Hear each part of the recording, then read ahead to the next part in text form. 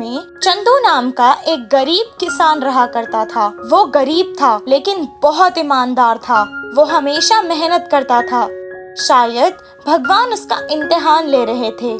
जब भी उसे किसी चीज की जरूरत पड़ती तो वो गांव में एक कनकैया नाम के आदमी से ब्याज पर कर्जा लेता था। कनकैया बहुत कंजूस था। जब भी वो किसी को कर्जा देता था तो उनसे 4-5 गुना ज्यादा ब्याज लेता था।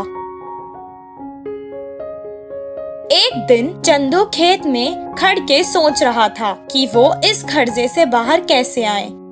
कुछ देर बाद वो भगवान से प्रार्थना करने लगा। हे भगवान, मुझे इस परेशानी से बाहर निकाल दो ना, मैं बहुत परेशान हूँ।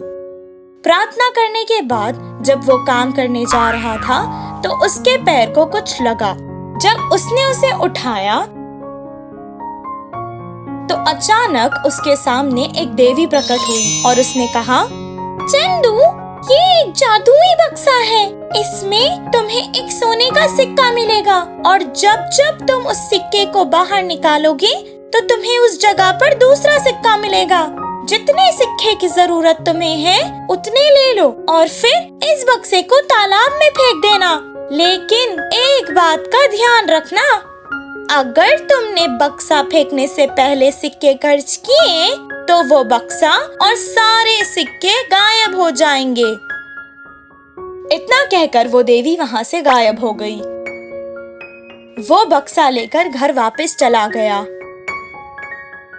बहुत जल्द ये बात फैल गई और कनकैया को इस बक्से के बारे में मालूम हो गया। कनकैया अब उस बक्से को हासिल करना चाहता था। वह चंदू के पास आया और कहने लगा, चंदू, ये बक्सा मुझे दे दो। इसके बदले में मैं तुम्हें 50,000 सोने के सिक्के दूंगा।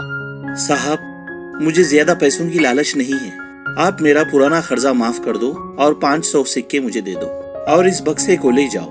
मैं उन पैसों से खेती करके पैसे कमा लूंगा।